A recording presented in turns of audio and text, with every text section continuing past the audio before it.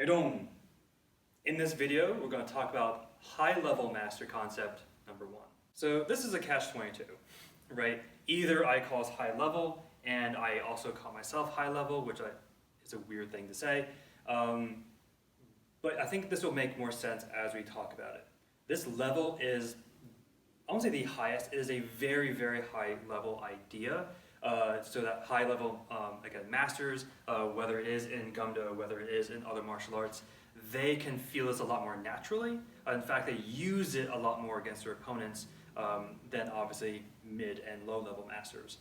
So I feel okay calling it high level. Whether or not I can instantiate it as well is up for debate, right? So I am aware that I am a young man in general, so I have many years to, hopefully many years, to keep playing with these ideas, develop them, maybe even look back on this in like 10, 20 years and be like, that fool, right?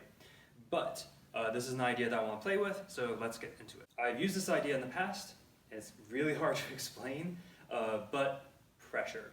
So there's going to be a lot of different ways we can talk about this.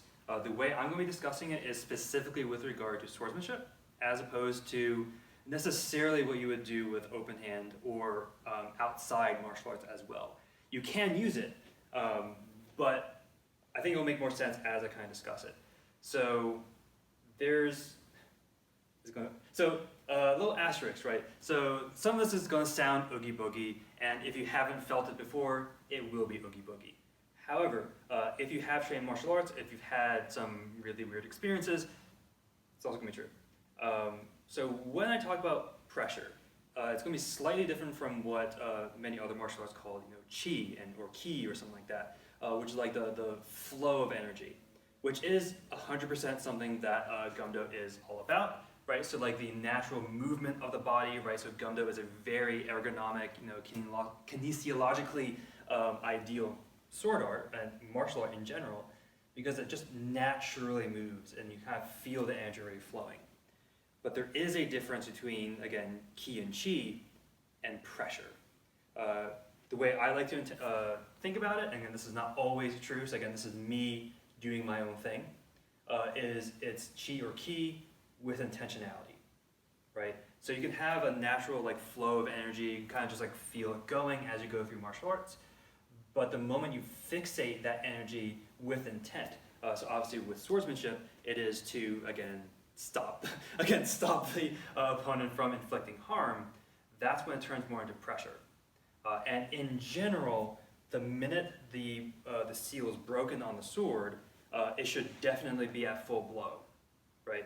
Now, obviously, as we kind of think about Yedo 6, for example, you try to exude that pressure before you even start the fight, right? The moment you notice you're in a potentially combat situation or a not great situation, you can turn on that pressure, right? So energy should be naturally flowing, turn it on, and feel like, okay, for example, in Yedo 6, someone's being sassy with me.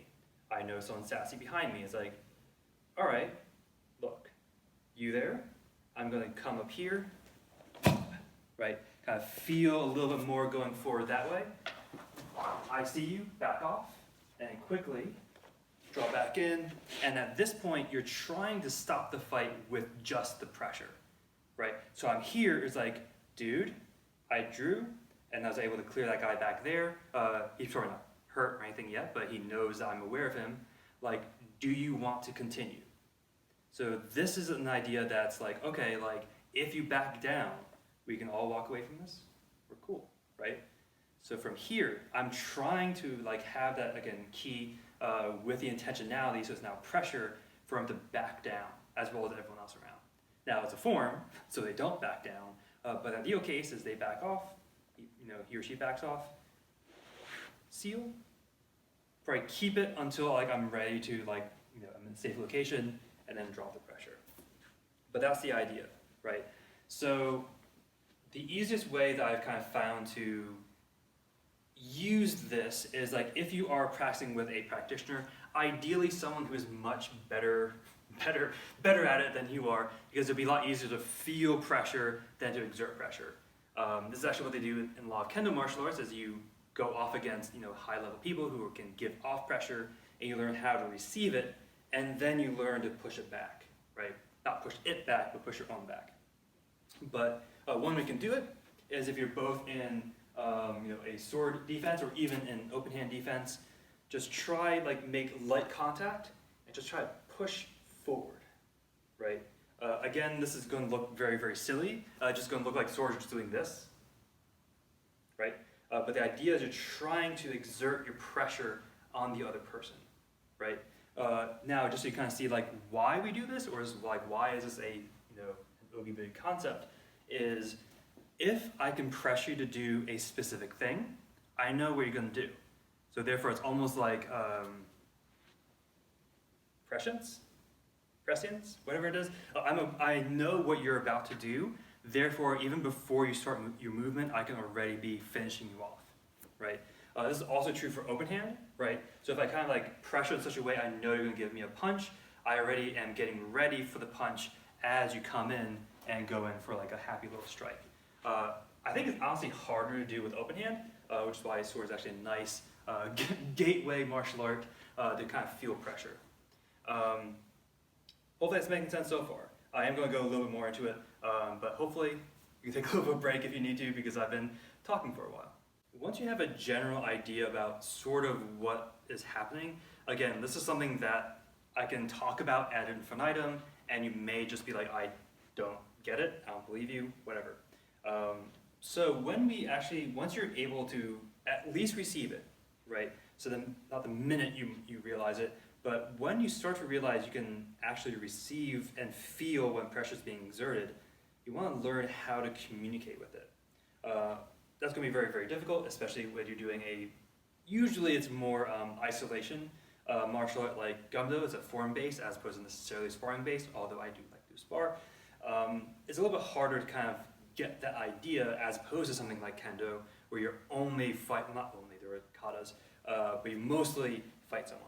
So what I would like for you to do is actually take our previous video and start to add a little more pressure, right? So all I want you to do is just draw defense, right?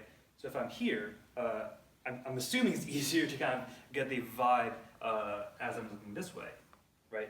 So the idea is, again, I want to, again, feel in the natural flow. If you want to even start rocking a little bit, kind of just feel how your body's going to naturally move, right? Have your sword, just for now, just rest your hand on the sword, right? If you want to break the seal, you can, right? Just kind of feel, right? And again, imagine, the need to dispatch, right?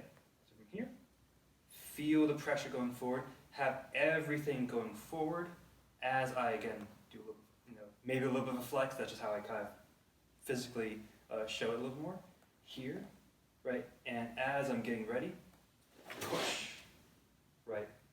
And maybe it's a little bit easier if I'm facing you. I don't know if you can actually feel it through television. I've never tried it. The idea here is, again, try to have the intentionality and pressure it through, right? It shouldn't be tense per se. The idea is, again, I'm trying to push that energy into a one-way direction, right? Here, right? So if you kind of feel it, making kind of a little bit twitchy, I want you to be twitchy, right? Here, and then if I feel a moment of weakness, I can go for that strike, right? I can simply go in for a thrust, whatever you need to do, right? So again, just for now, all you're going to do is just hold your sword.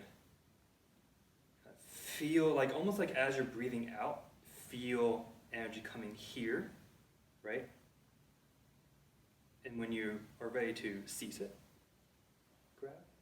Again, still make eye contact with the object that you're trying to apply pressure to. Back in. Again, even as you're pulling it back in, you still want to have almost a shield of it pushing forward here. And as it seals, and once your hand drops, let it drop. Hopefully that makes sense. It's a very specific feeling that you have to have. But yeah, so it's a high-level concept. I myself am not proficient at it necessarily. It is something that I actively am trying to feel a little bit more. But hopefully this is making sense. I'm going to do another video on the actual draw and ways you can make that also better. I'm going to call it high level only because we're talking about the idea of pressure as you're drawing it forward, but that's how I'm going to do it. So hopefully that makes sense. So if this doesn't make any sense to you, 100% okay. It just takes time and practice and being in communication and training with people who can. Side note, there is going to be a difference between this kind of pressure and some of those ridiculous YouTube videos of like chi punches and people just like fly back. This is very, very different, right? This is more, again, exerting your will on, not to make it sound evil, but exerting your will on, someone who's trying to dispatch you, and again, trying to pressure them to do a certain thing, so that you can dispatch them. So hopefully that makes sense, but make sure you stay safe, stay humble, and keep training. Haidong!